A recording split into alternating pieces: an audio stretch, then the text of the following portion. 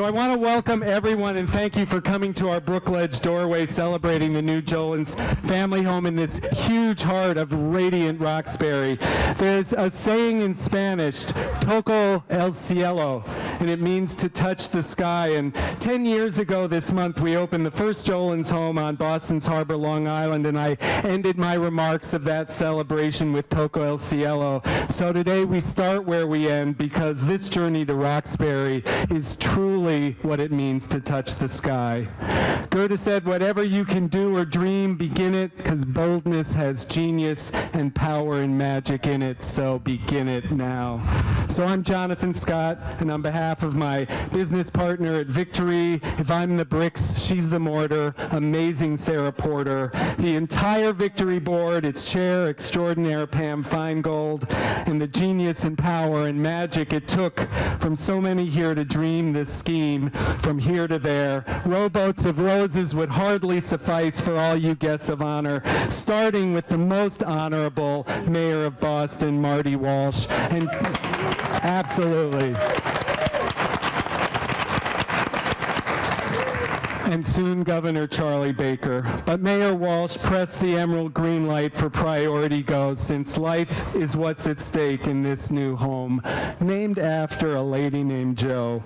So our first stake in the ground was a mere 42 years ago. I was really there in the stunning South End when it wasn't quite so stunning back then, June '75, and by hook or by crook, we built the first recovery site for Vietnam vets and discovered if you open a red doorway, they will come, walk, or run every day, anyway, ever since. Because the ache for home is in all of us, Maya Angelou said, and for 42 years, what's held the stake in the ground is that ache through struggles and stability, comebacks and setbacks, trials, triumphs, migraines, miracles. It's almost biblical, short of locusts and frogs. We became an essential ache and found ways to let everyone in who needed to stay in our 18 different doorways, serving thousands of adults and children each year. And 42 years we threw our stake in the ground. We faced nerves and fear. Can we really make something happen here? Defy the odds and reasonable doubt. Cassius Clay said, to be the greatest, you gotta dance like a butterfly, sting like a bee. So behold the greatest, despite the odds and reasonable doubt. This home is a butterfly and a bee. So if your nerve deny you, go above your nerve. And the nerve it took to open this home and every one of our programs. And the only thing better than surviving is thriving. And the only thing better than thriving, Maya Angelou said, is elegant. And today we celebrate the elegant with a rainbow ribbon soon to cut and some delicious cake. And for clarification, our history hasn't always been a piece of cake.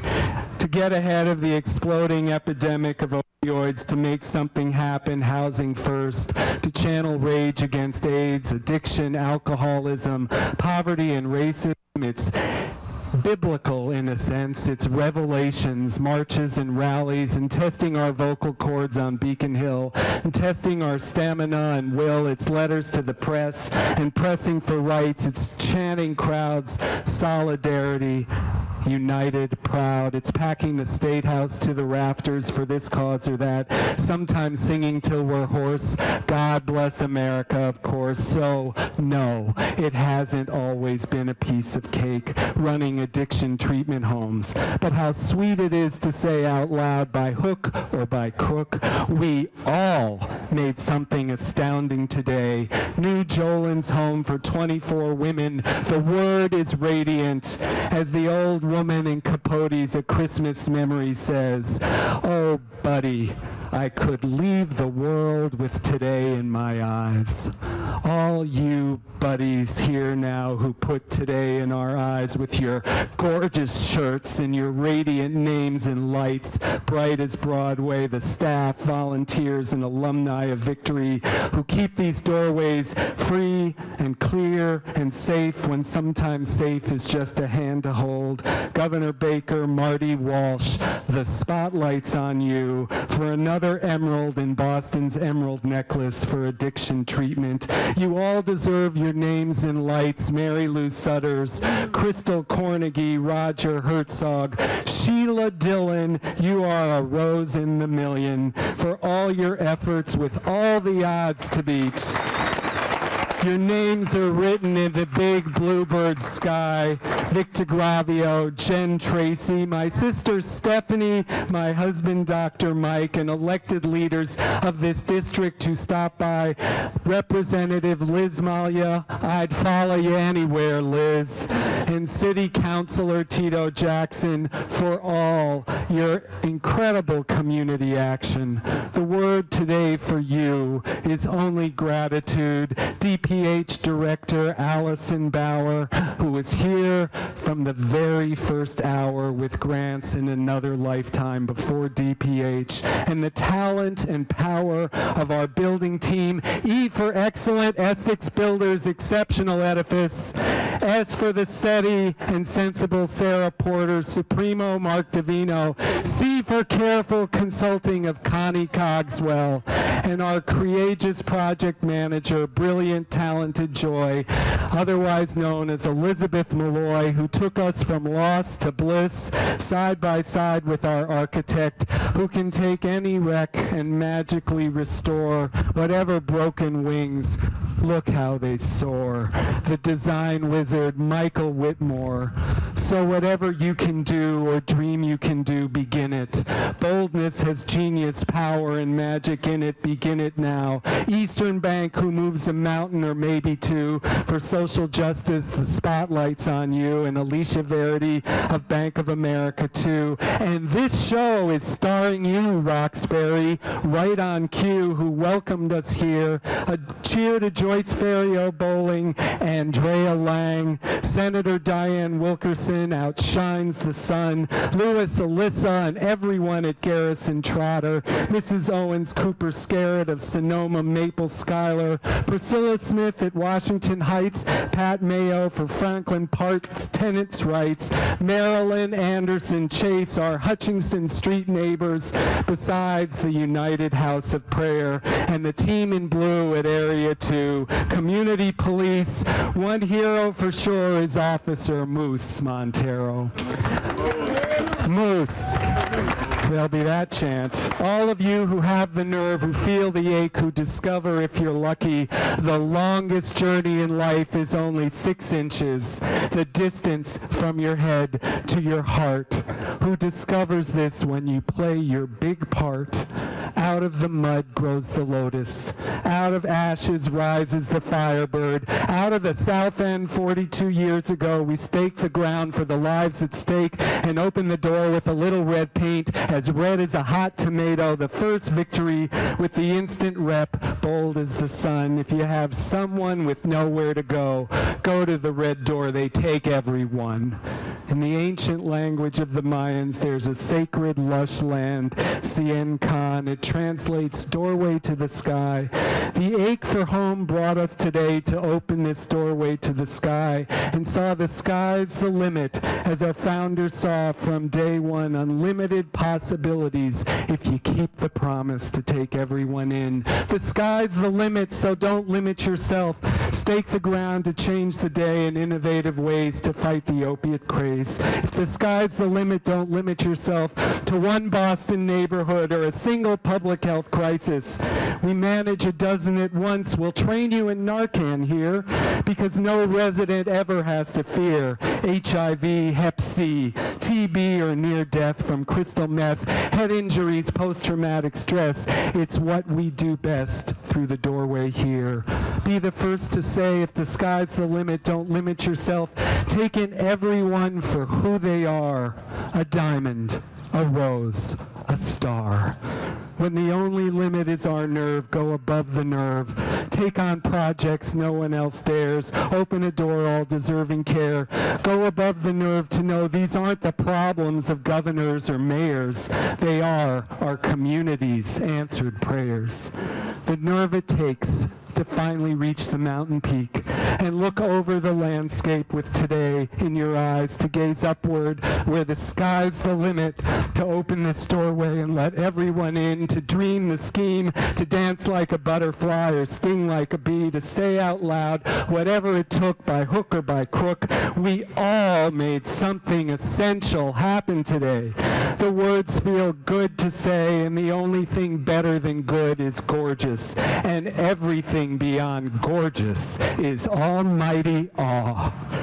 Even if the journey the last 42 years from time to time seems close to biblical, let's just say for today's sake between us, it was a swell piece of cake.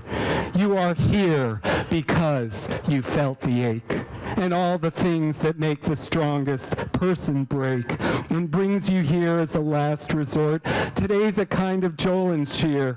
She was always precise with words. The first New York Times woman movie critic liked to boast what happened at victory programs, and places like it in the end matters the most.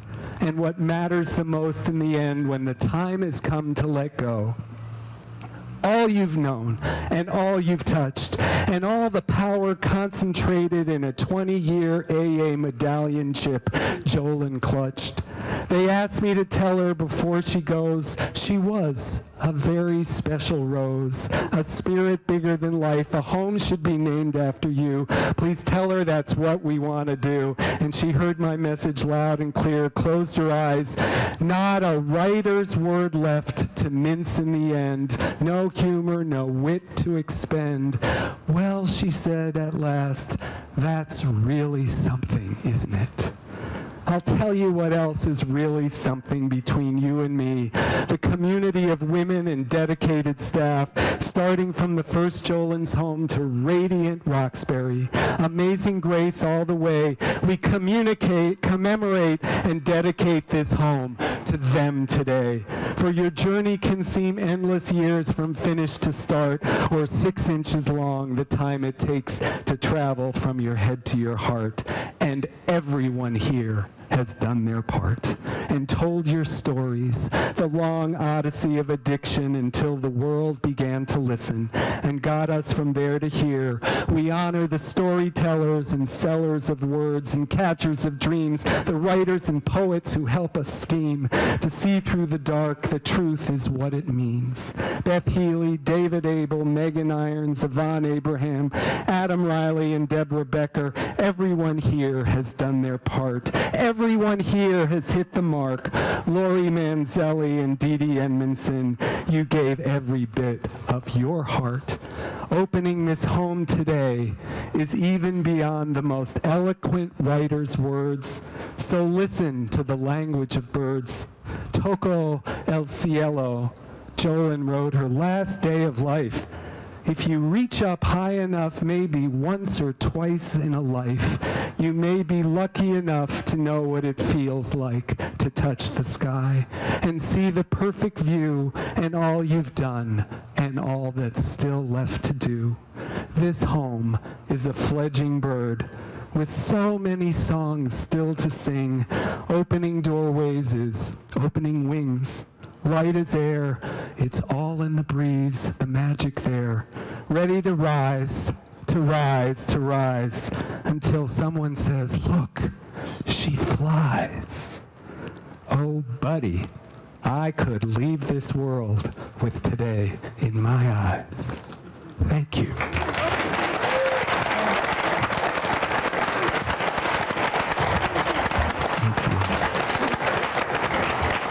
For nearly 25 years, I've known Mayor Marty Walsh. When he was a state representative, he always voted first for AIDS funding, first for addiction treatment funding, first for equal marriage, and first for so many critical social issues that matter the most. He is our first mayor of Boston to open an office for recovery services, connecting all residents living with addiction to recovery programs and hope and doors like this. It is said The ties that bind are stronger than those that tear us apart.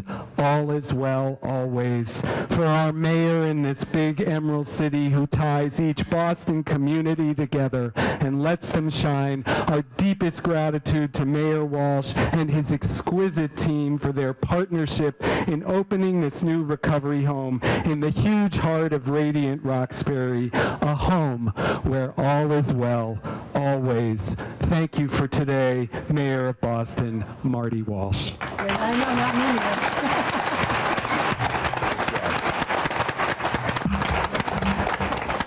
I was just talking to Marylou Sudders, and Marylou leans into me and says, whoever has to follow Jonathan, good luck. And I'm looking at the governor's advance. I'm like, where is he? But I want to, first of all, thank Jonathan and congratulate him. And on a beautiful, beautiful words. If you listen to those words, there's some sadness in those words, but at the end of it, it was about recovery. So I want to thank Jonathan for his great work. I want to thank the board here at Victory Programs for all the work you do. Every single day. It's under the radar. People don't always understand the work you do until they have to use the services. And then when a family or an individual person needs those services, they understand the importance of this program. I want to thank this community here in this neighborhood. You know, when we're trying to, after Long Island Bridge had to be shut down, we tried to cite programs in different places, and it was difficult.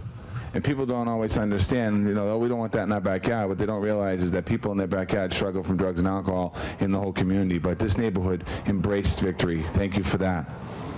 The people that have already been mentioned, I just want to give another shout out. Just a couple quick people. Marylou Sudders, I've worked with Marylou Sudders for nearly 20 years on the issues of recovery, alcohol and drug addiction, and everything that goes between that. I want to thank her for her great work as Secretary of Health and Human Services. Dr. Monica Valdez-Lupe from the Public Health Commission, who's fairly new to her role, but she's not new to this. She worked at the Public Health Commission. She worked at the Bureau in Public Health at the state. Now she's back here, so she's certainly no stranger to anyone in this area. I want to thank her for her great work. Jen Tracy and the Office of Recovery Services and Brendan and everyone there, thank you very much for your work as well. Councilor Jackson had to run, but I want to thank Councilor Jackson as well for stepping up and standing up for this program here in this neighborhood. State Representative Liz Malia, Crystal Cornegay, Sheila Dillon. I mean, I can't, Jonathan captured Sheila perfectly how I feel, so I want to thank Sheila as well for her great work. This is exciting. Opening this new home, and I do mean exciting. To the residents that live here, well, congratulations. This is an incredible place. This is not a shelter. This is your front door to your new life. There's an opportunity here to use this as changing everything in the past. As I said to a couple people when I walked in, it's literally a day at a time. If you don't know what that means today, in a week you're going to know exactly what that means. There's nothing we can do about the past except for trying to repair some of the relationships. And it's about moving forward. And when you're here, if you work with the counselors and the staff here, they will help you your path forward, but ultimately it'll be you that will do all the great work. The wraparound services here that are incredible. Victory Programs understands the importance of combining care with residential services. These are homes based for real people to rebuild their lives, and there's stories of people. You're going to hear a story in a few minutes of a young woman who's going to talk about, I'm sure she's going to talk about rebuilding her life. As somebody in recovery, I know that breaking down the cycles of addiction is difficult. But as I spoke at a meeting the other day, and I was sharing my story, and you know, drugs are not part of my story.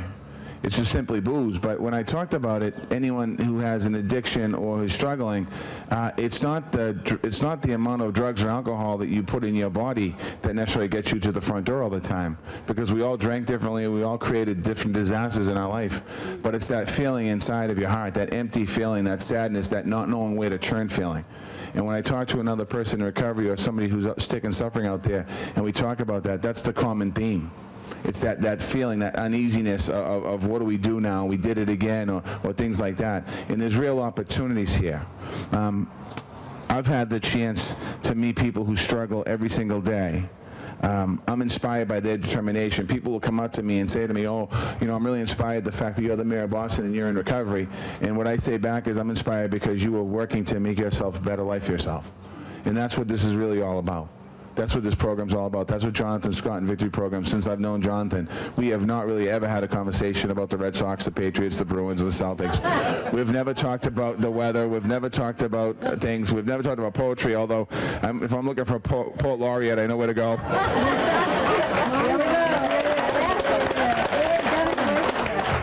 But, you know, but what we do talk about all the time is recovery. When we had to close the bridge down, it was difficult, and there was a lot of criticism, which is fine. It's not something we wanted to do, not something I woke up one morning in October and said, I want to close Long Island Bridge down, and I want to affect the programs that I care about. I want to shut a detox down that I used to speak at every other week, Bridge to Recovery, when I was, my group, Milton Hospital, would go out there and put the commitment on. I would bring people out to the shelter. It's not something we wanted to do. It was years of neglect by the city of Boston, quite honestly, that we weren't able to fix that bridge. And when we had to shut the bridge down, it was a terrible situation because the bridge was literally collapsing into the ocean. So my decision was this: close the programs down and not let anyone else off the bridge except by boat, or bring buses in and out of the island and take people off the island in buses and hope that one of them doesn't crash into the Atlantic Ocean. That was the decision I had to make.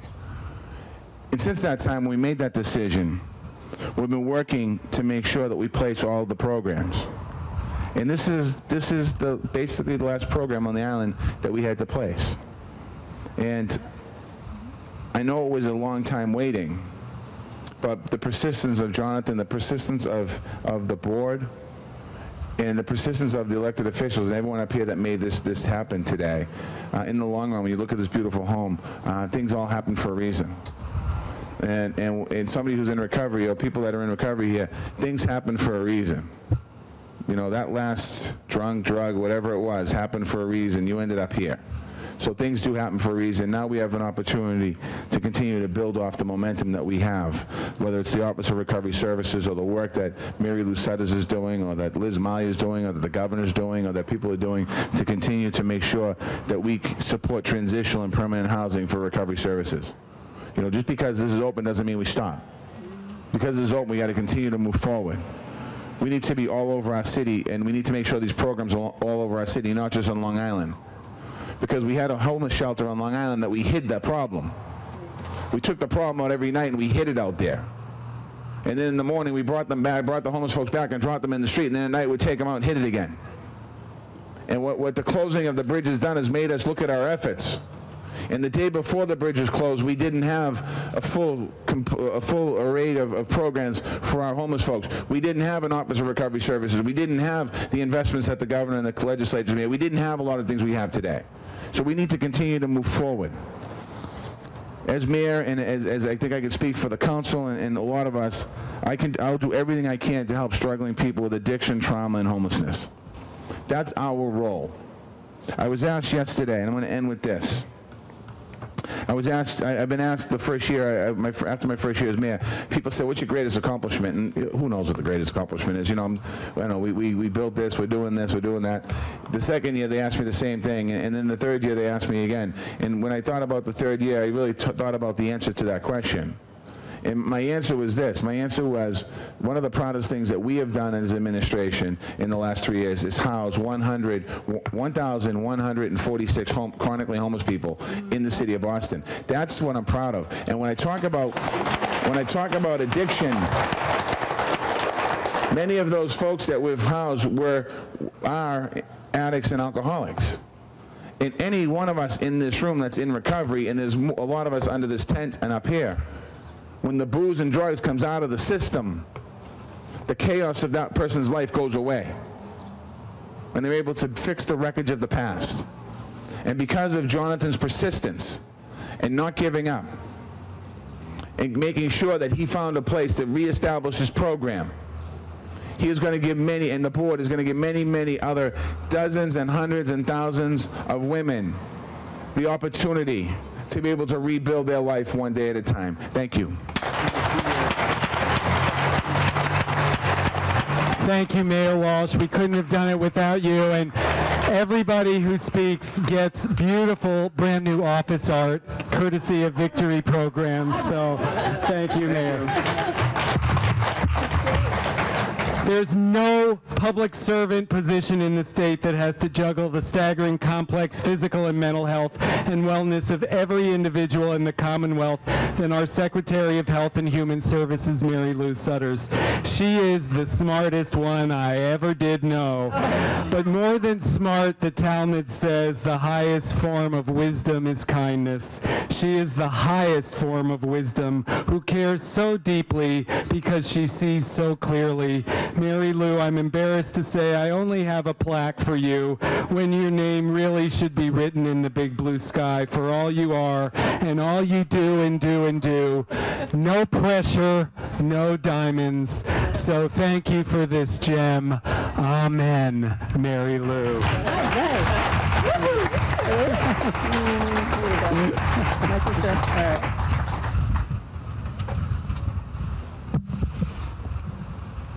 Greetings, everybody. So actually what I said to the mayor was that the next time he posts a post laureate for the city of Boston, he doesn't have to look any farther than Jonathan Scott, right? Right, that's right. And I'm so grateful to the mayor for so many things, but one is to be between me and Jonathan in the speaking order. So it's a privilege to be here today in front of this red door in this extraordinary hope for recovery. I want to thank the mayor for his reminding me that we've been together for 20 years. So we started together when we were both 5, of course, on a path of really, when he was a state legislator, there was no issue more important to our now great mayor when he was a state representative, sitting at his table talking about how to get someone access to treatment. We would talk about housing, we would talk about lots of other things, but we were up on that little 5th floor office of his. Yep. We would sit up there, and he and I, when I was Commissioner of Mental Health, he would be focused on the needs of whoever had just called him and what could he do to get someone into treatment, whatever that treatment was. And so this is a man, when people say what was his first, second, or third year was, this is a person who just cares deeply, not about every neighborhood in the city of Boston, but about every person who lives in this great city. And so for that, Mr. Mayor. Thank you. So for once, I'm going to talk a little slowly for people who know me in hopes of that big black car sort of pull up for my boss, the governor, to get here. But on a more serious note, the fact that the governor and the mayor sit together on these issues, and I look out in the crowd and see Crystal Carnegie and Sheila Dillon sitting together, really talks about how well this administration works with the city of Boston on so many issues, and in particular, the opioid epidemic. I was just a newly minted secretary, not exactly sure what the job description was. I'm still not sure I know what the job description is, because every day somebody says to me something and I say, really? I do that? But on a more important, serious note, I think it was 1 week into being secretary when Jonathan was in my office, devastated by the closing of Long Island Shelter. And what could we do? And I think at that point he wanted me to get platoon boats or something and really talk about reopening with boats in the middle of winter. And I kept thinking about ice flows and things. And I wasn't really sure that was part of my job description as secretary, like hiring boats. But it was really the devastation of losing access to services and treatment for everyone who had been served on Long Island, even if it was sort of far away from the city's eyes. And we sat there together with Secretary Ash and folks from the city to really talk about what the city and the state could do to reopen all the beds that were lost. So I'm proud to stand here today and to say that with the opening of this extraordinarily beautiful, beautiful physical space that offers hope and recovery and treatment, we have now replaced all the beds that were lost with the closing of Long Island Shelter. And I know that feels like a long time for people. It's 2.5 years, and I actually, as I was driving to work, I heard Jonathan's melodious voice coming out of my dashboard on WBUR saying that it often takes up to 5 years to open a program such as this. So I know it feels like it's been a long time in coming, but it's been 2.5 years, and so it's a good time in coming by being here today. I also want to just pick up on something the mayor said, and that is the journey of recovery. So I have a family member who, and I sort of got outed by a reporter at a private speaking event last summer.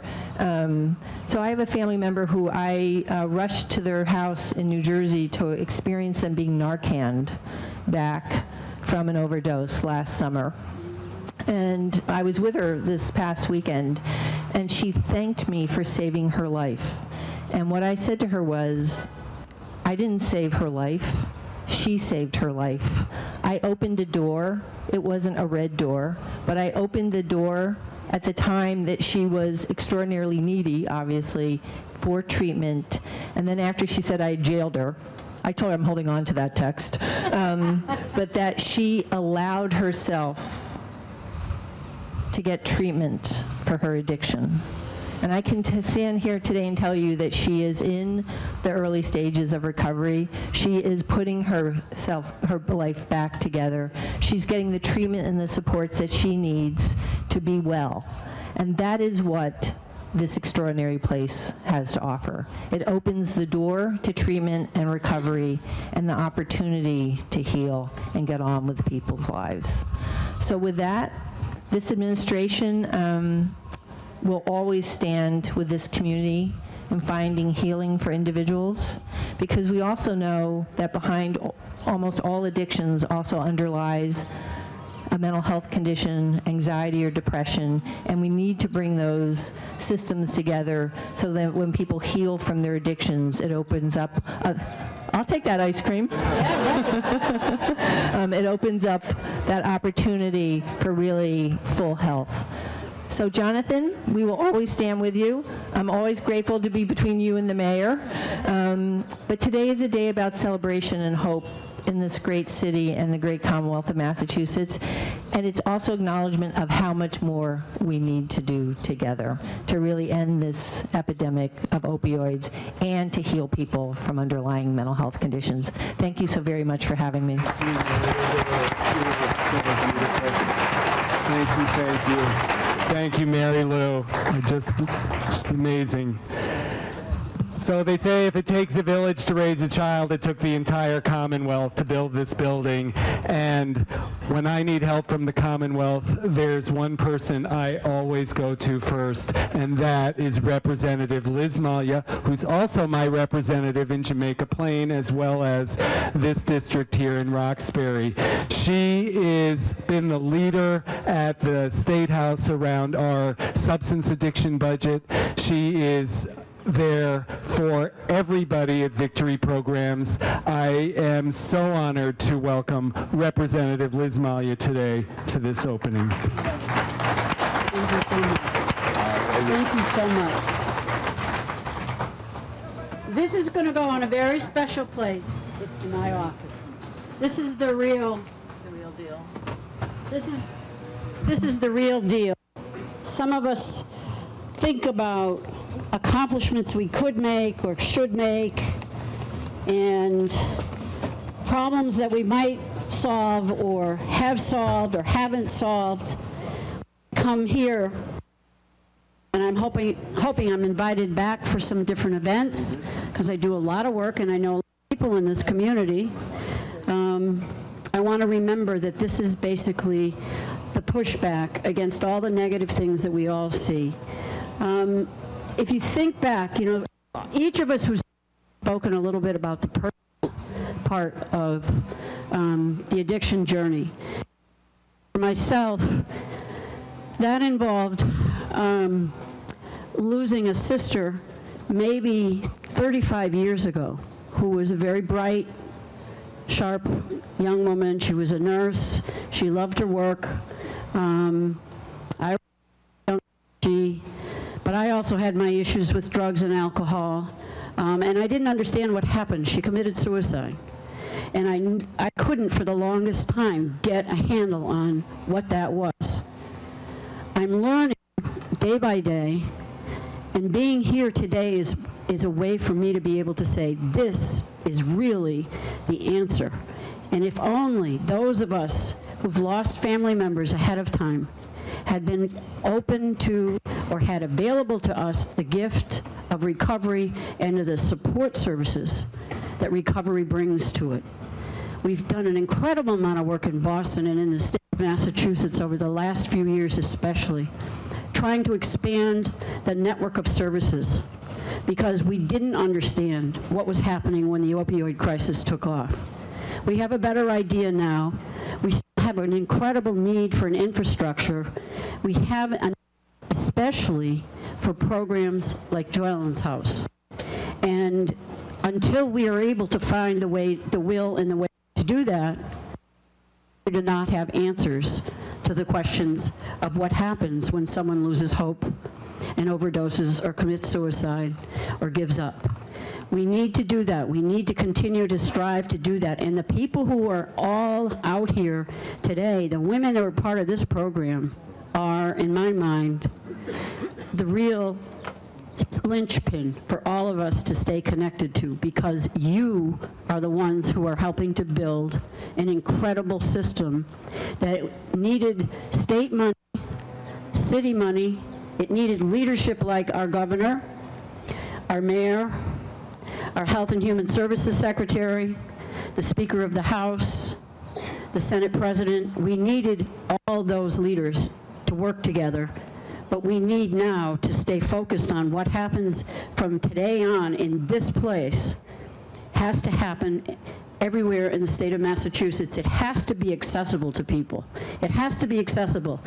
Your family members, you need to know you can never wear out your welcome in recovery. There is no such thing. There's always tomorrow, and there's always another 24 hours to keep it together. And we have to do it for each other as much as doing it for ourselves. And if we understand that and hold on to it, we won't lose sight of what we're doing. My hope also is that at this point in time, a lot of us will begin to understand, because of the work that Jonathan Scott and Victory Programs has done and other programs like that, there isn't a particular point where substance use stops and mental illness and our mental health questions pick up. They are all, I believe, part of the same problem. And when the Secretary of Health and Human Services, when Marylou Sudders said, we have to find a way to bring both systems together, because we really haven't done a good job up until fairly recently. We have to understand that mental health and recovery are part of the same solution. And I'm hoping this year, during the budget process, in the House and the Senate, and with the governor's help, we're going to continue to keep building the supports that are necessary to bring about the miracle that is here today. And I'm so grateful it's here in my district. And I'm very grateful to the community people who opened their hearts and welcomed it. Then just one last word. Finally, to the women and their families on this journey, you are courageous, strong, and beautiful. I can tell you from personal experience, for a while it may feel absolutely dreadful, and it may take a couple of go-arounds, but keep at it. It works if you work it, and you're our hope for the future. Thank you. Thank you.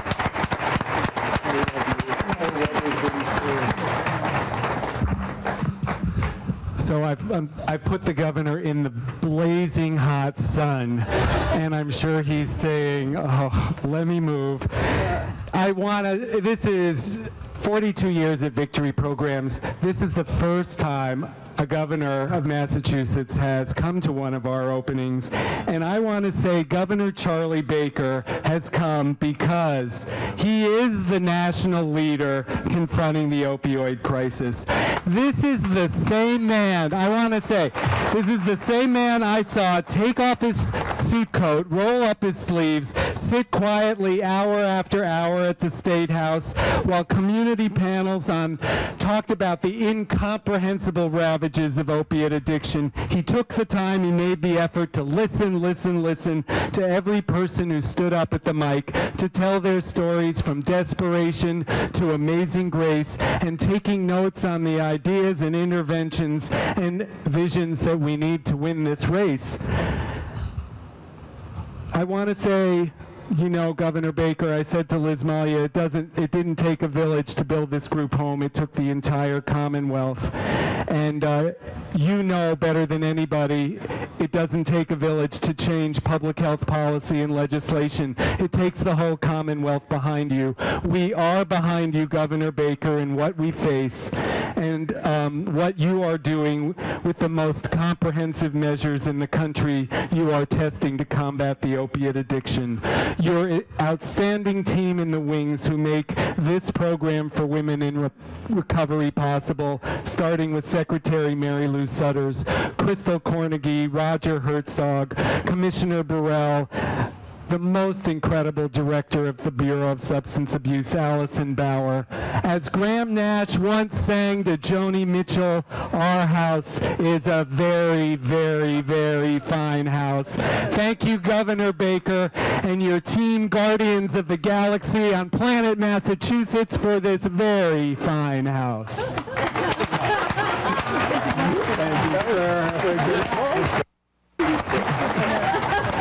I can't believe I have to follow that.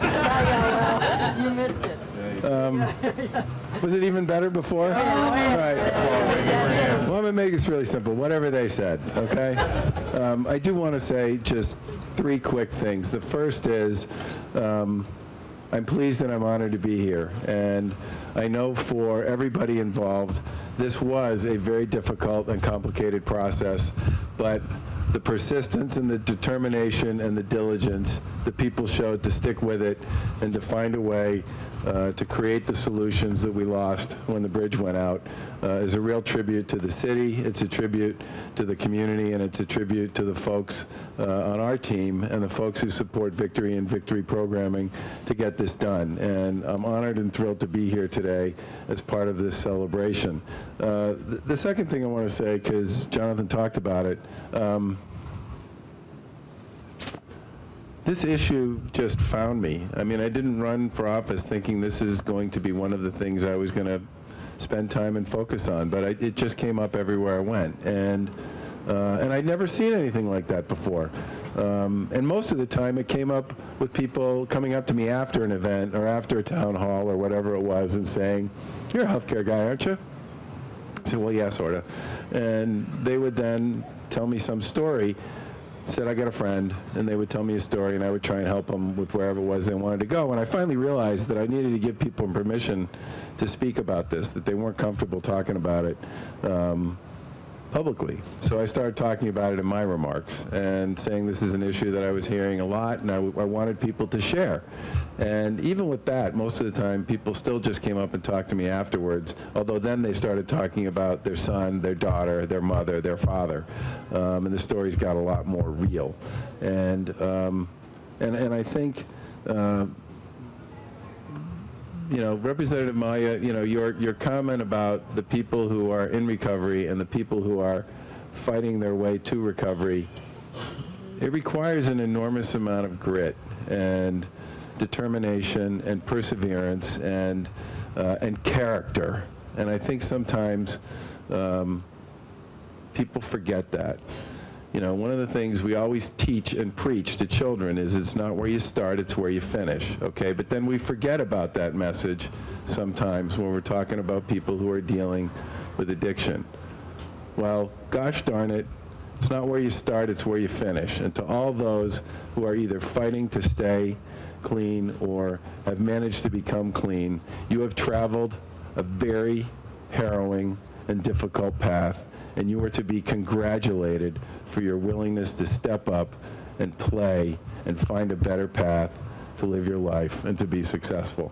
And we should all celebrate that and appreciate the grit and the determination and the character that it requires. I'm not the first person to say that the healthcare community had a lot to do with creating the opioid epidemic, but it did.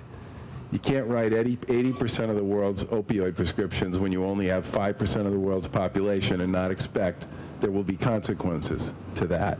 And a big part of the reason why our approach to this has been prevention and education on the front end, intervention, treatment, and recovery, is because all of those pieces are fundamental to our ability to succeed, not just with this addiction issue, but with others.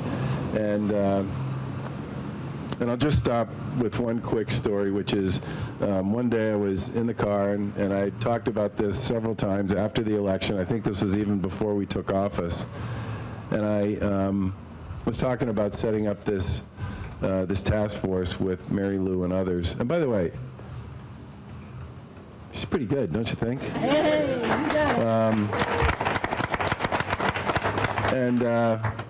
And I got a call from a state representative who I know reasonably well, and he said, about that opioid task force you're thinking about putting together to deal with addiction.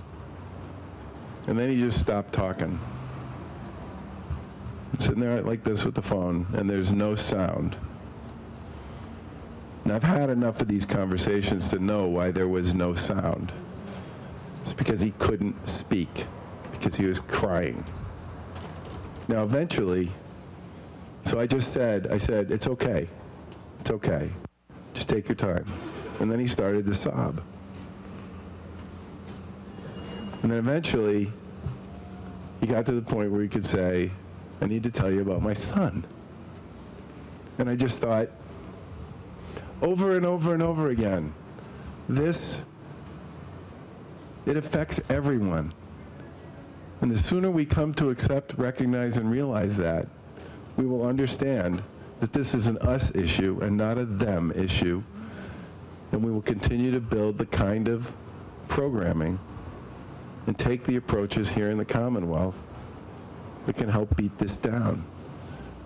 And I know I speak for our administration, for the mayor and his team, for the folks in the legislature.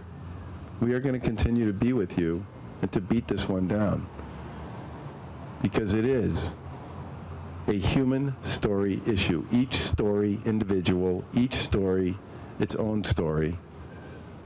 And we have to be there to help folks work their way back, and we have to be much smarter about dealing with the role that society played generally in creating a big piece of this problem. And we're going to stay with it till the bitter end, which I'm hoping will be a massive celebration of success. Thank you.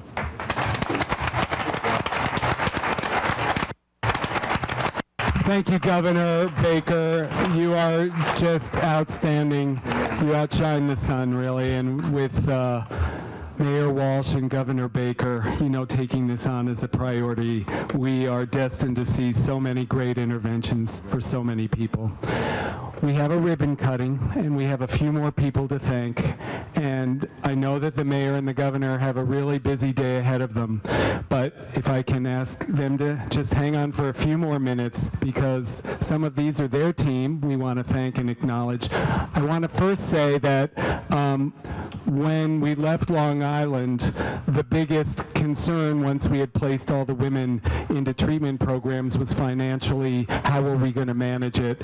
And you don't think of banks with big humble hearts, but I have to say Eastern Bank came to our rescue, worked with us, redid all of our mortgage documents, and really helped us get through a hard time and made an investment in victory programs so we could be here today. I am so honored to welcome the chair of our board, Pam Feingold, vice president also at Eastern Bank.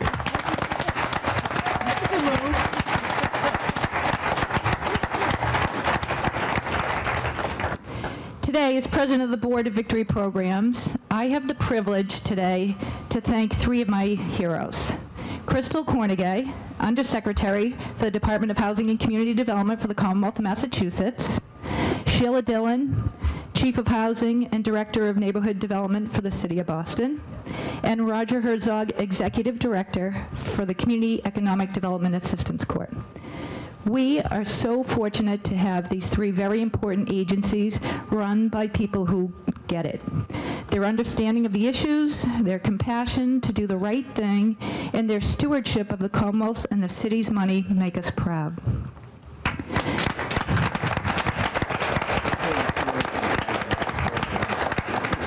Crystal Cornegay, I have seen you rise to the ranks over the past 2 decades. Governor Baker, you were so smart to put this woman on your team. Crystal's boundless energy, passion, incredible knowledge, and expertise is an inspiration to all of us. Crystal, I have admired you from the day I met you 20 years ago, and I am honored to be here today to thank you. Roger Herzog, your commitment to housing is amazing. Through good times and bad, you never, ever backed away from a challenge. You've gone above and beyond supporting projects such as ours here because it's the right thing to do. Sheila Dillon, this project would not have gone forward without your support. Over the past year, we may have sat across the table from each other and bickered over budgets and plans and specs, but at the end of every single meeting, your message to us was, we will get this done. And we did. You were right. You are a rock star. Thank you for your patience and understanding, but most of all, thank you for your friendship.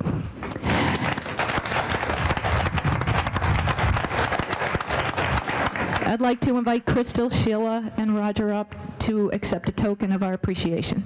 Thank you. Thank you. Come on up, come on up. I want to take a picture. Get the governor in the shade. Good to see you. Yeah, thank you. Thank you. Wow. There you go. Thank you. Thank you so much. Thank you. Oh, no, wrong one.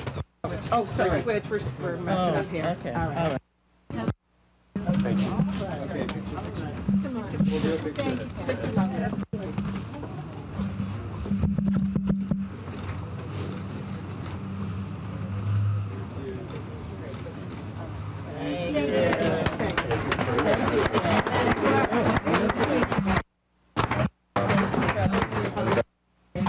And my partner, thank you, Sheila, Crystal, and Roger. I don't even know where to begin. Thank you for the last 2.5 years and everything you did. So she's my business partner at Victory Programs. I said earlier, if I'm the brick and she's the mortar, amazing Sarah Porter. And she has a few people on our team to thank. Hello. This doesn't stand by itself? All right. So I love this house. I love this house for what it represents today, as well as what it represents to come. It's strong, it's well built, and it's beautiful. There's a really easy connection there to the women who will the women, the mothers, the sisters, the daughters, the neighbors, the coworkers, the friends. They arrive here strong, but weary. And with the help of the staff that lives here, in partnership with those folks, they will leave this building well-built and beautiful. So we've heard there's many, many, many people who were involved in building this building. So I'm going to acknowledge the actual project team who really built the building, the people who drew the drawings, the people who hammered the nails, the people who painted the walls. So first, Michael Whitmore, architect and friend extraordinaire. Michael's expertise is only surpassed by his vision, which all of that pales in light of his compassion for the folks we work with. Steve Foley, who was our general contractor with Essex Construction. I'm not sure Steve totally knew what he was getting into when he started this project with us, but we are so grateful that he did. He was a true partner every step of the way. Elizabeth Malloy, who was the face of Victory Programs day in and day out as the project manager. Her attention to detail about the color of the walls, the way the front desk looked, the way the doorknobs hung on the doors is part of what makes this building as remarkable as it is today. There are lots of other team members who were involved. Connie Cogswell, who helped put the financing package together, Kelly Shea from the city, Tamika Favors from the state. And last but not least is Allison Bauer from the Bureau of Substance Abuse Services. They weren't involved in the day-to-day operations. They didn't come here every Tuesday morning at 10 and hammer out the change orders. But BSAS is absolutely a 100% partner in this project. Victory programs could not do what they do without Allison Bauer. We could not do the creative, the consistent, the partnership work that we're able to do with women without BSAS beside us. So we are incredibly grateful for the support that BSAS has given us, that Allison Bauer has given us over the past 2.5 years in this particular project, but also in all of the projects that we do on a daily basis. So I'd like to invite Michael, Steve, Elizabeth, and Allison to come forward. Join me in a round of applause.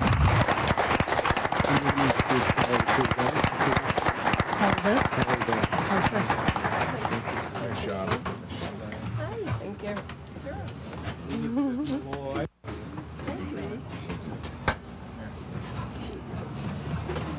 You guys are awesome.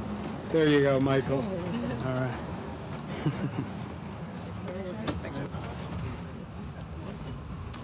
Lie down. It's like a wedding. Yeah.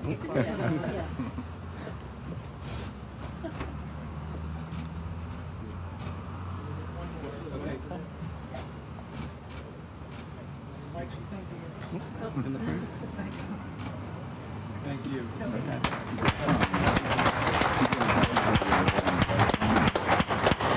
Thanks for sticking with us. One other person I'm going to introduce is Kelly. Kelly has been a participant in a Victory Programs program, multiple Victory Programs over the years. Kelly actually lived on Long Island when the bridge was closed and was part of that process of transitioning off of the island into another program. She is a success story, one of the many success stories that Victory Programs sort of loves to hold on to through the days that are harder, the days that are more complicated. Having individuals like Kelly as part of our lives make it a little bit brighter. So join me in welcoming Kelly.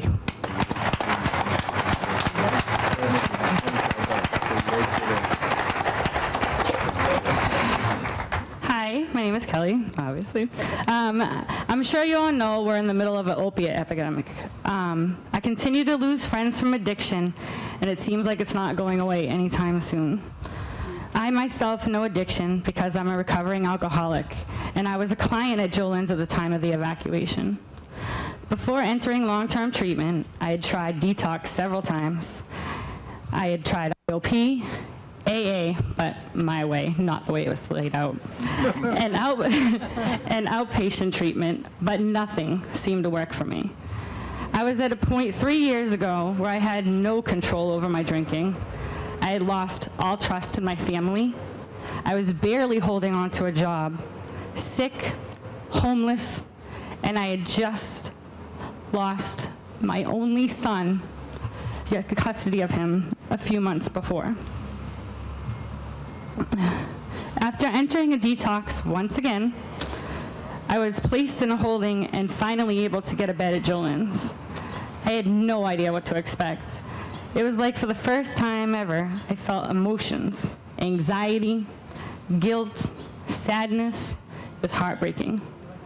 I was scared and I was quiet, but for most people that know me now, they won't believe you. But I knew it was what I needed to do to recover long term. In the months I was at Joelyn's, I was able to learn what recovery was all about, how to adapt to living without alcohol, and recovery maintenance, and who I was as a person, because I didn't really know. Guided by the most professional, helpful, caring staff I have ever met. With my counselor, I had started working on trying to reunite with my son through IHR. The night of the evacuation, I was waiting for the van after work to transport us back to the island. Wondering why it was taking so long, but then I received a phone call from my roommate and senior counselor saying that the island was being evacuated and was asked what I needed for the next couple days. I was in shock. Yes, it was traumatic, and it was definitely scary, but looking back on it, it was a major point in my recovery. I called people in my support network and my family to let them know what was going on. Then I waited with the other women, watching everyone getting bussed off the island so we could finally reconvene with everyone from Joelyn's.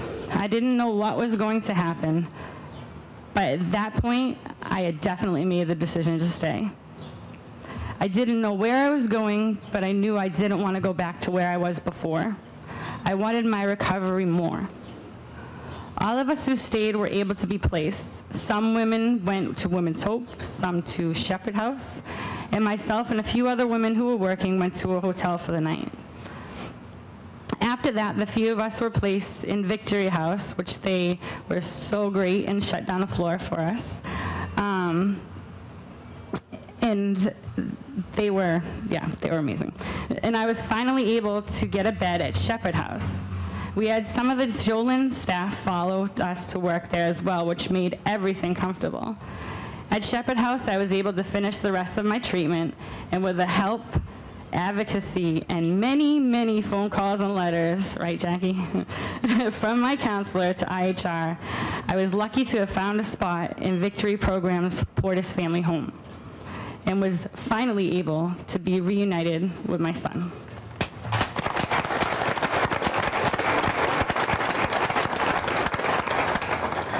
At Portis House, I was able to get full custody back of my son. I was able to go to school for food service to better support myself and my son.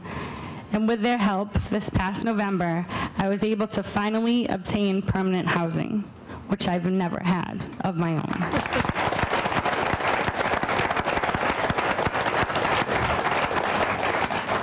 I'm overjoyed to see the new Joelyns open, so more women will be able to have the same opportunity I had. I'm grateful for Victory Programs and their staff for helping me in my recovery, helping me be the mom I knew I could be, and an even stronger woman than I ever thought I could. Thank you.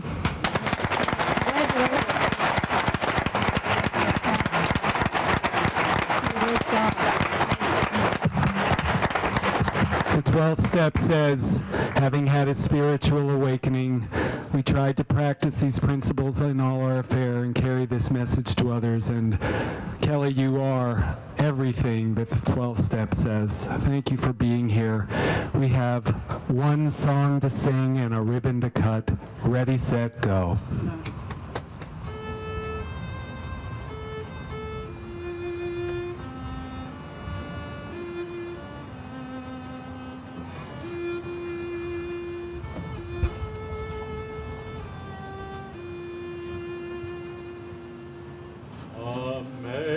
Amazing grace, how sweet the sound that saved and set me free.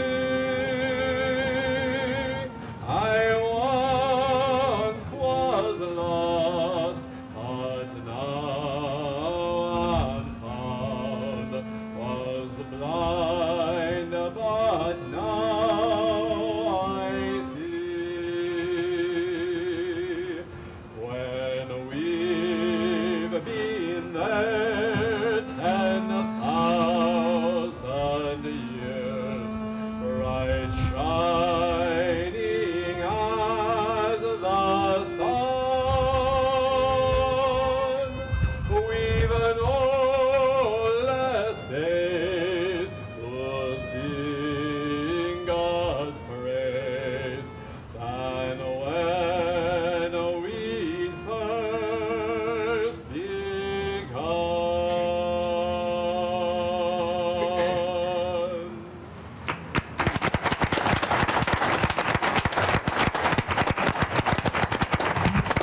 And so now we thought it would be most appropriate to have Kelly and our new program director, Henry, stand in the middle and cut the ribbon with the governor and the mayor and Marylou and Liz on either side. There was, when I was a kid way back when, there was an actor named Jackie Gleason, and he always ended his show with, "How sweet it is." So when they cut the ribbon on 1, 2, 3, ready, set, go. How sweet it is! Thank you, everybody, for this miracle, for all the the amazing Grace and for coming out today and your